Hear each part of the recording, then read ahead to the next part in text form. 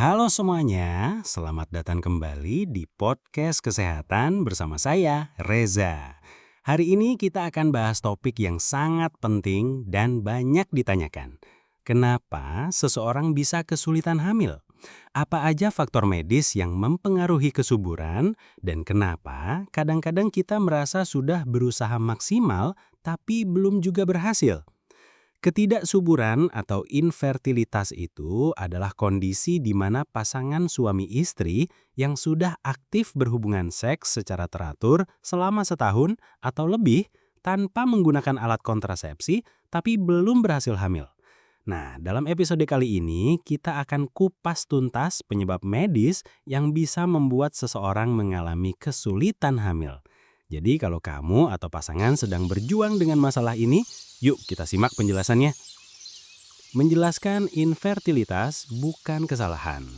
Sebelum kita masuk ke pembahasan lebih dalam, saya ingin menekankan satu hal penting.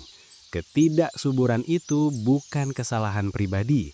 Ini adalah kondisi medis yang bisa dialami oleh siapa saja dan sebenarnya banyak sekali faktor yang bisa mempengaruhi kesuburan baik dari sisi pria, wanita, ataupun faktor gabungan keduanya.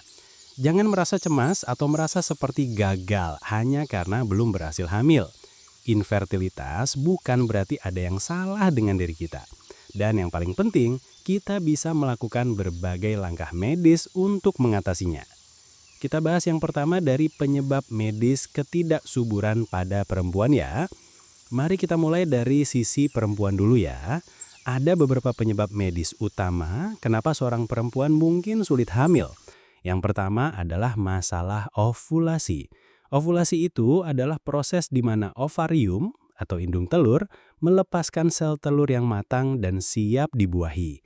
Kalau ovulasi ini tidak terjadi secara teratur, tentu saja peluang untuk hamil menjadi lebih kecil. Salah satu kondisi yang paling umum yang mempengaruhi ovulasi adalah PCOS atau Polycystic Ovary Syndrome. Pada perempuan dengan PCOS, ovarium mereka mengandung banyak kista kecil dan ini bisa mengganggu keseimbangan hormon. Akibatnya, sel telur nggak bisa matang dengan sempurna atau bahkan nggak dikeluarkan sama sekali. Gejalanya bisa termasuk siklus menstruasi yang tidak teratur atau bahkan nggak datang sama sekali. Selain itu, ada juga gangguan hormon lain yang bisa menyebabkan masalah pada ovulasi. Misalnya gangguan pada hormon luteinizing hormone atau LH atau follicle stimulating hormone atau FSH. Yang keduanya memainkan peran penting dalam siklus reproduksi. Kalau hormon ini nggak seimbang, bisa jadi ovulasi terganggu. Lalu ada juga masalah pada tuba falopi. Tuba falopi itu adalah saluran yang menghubungkan ovarium dengan rahim.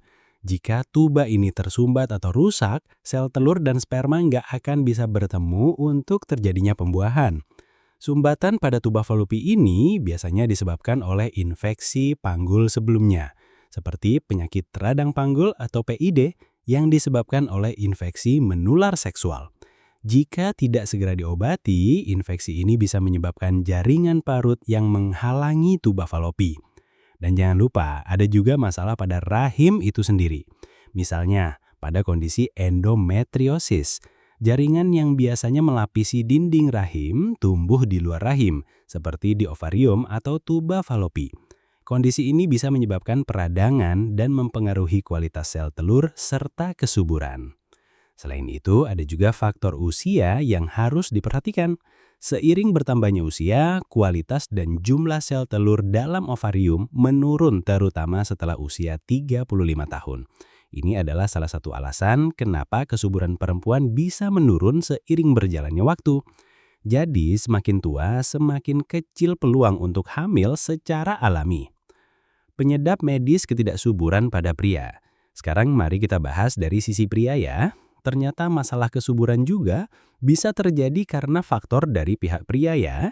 Salah satu penyebab paling umum adalah masalah dengan kualitas sperma. Misalnya jumlah sperma yang rendah, bentuk sperma yang tidak normal, atau pergerakan sperma yang lambat atau malas. Sperma yang sehat itu harus memiliki kualitas baik dari jumlah, pergerakan, hingga bentuk yang ideal. Kalau kualitas sperma terganggu, maka peluang pembuahan akan sangat kecil. Penyebab masalah sperma ini bisa bermacam-macam ya. Salah satunya adalah varikocele, yaitu pembesaran pembuluh darah di sekitar testis yang bisa mempengaruhi produksi dan kualitas sperma. Selain itu ada juga faktor infeksi seperti penyakit menular seksual atau PMS atau infeksi pada saluran reproduksi pria yang bisa merusak kualitas sperma. Faktor lain yang gak kalah penting adalah gaya hidup. Kebiasaan merokok, minum alkohol berlebihan, obesitas, dan stres kronis bisa menurunkan kualitas sperma secara signifikan. Bahkan paparan suhu tinggi secara berlebihan, misalnya sering mandi air panas atau duduk terlalu lama di tempat yang panas, juga bisa mempengaruhi produksi sperma. Gabungan faktor pria dan wanita. Ternyata ketidaksuburan itu seringkali melibatkan faktor dari kedua pihak loh. Infertilitas pada pasangan bisa disebabkan oleh masalah kesehatan pada pria dan wanita secara bersamaan. Jadi jangan hanya menyalahkan satu pihak saja.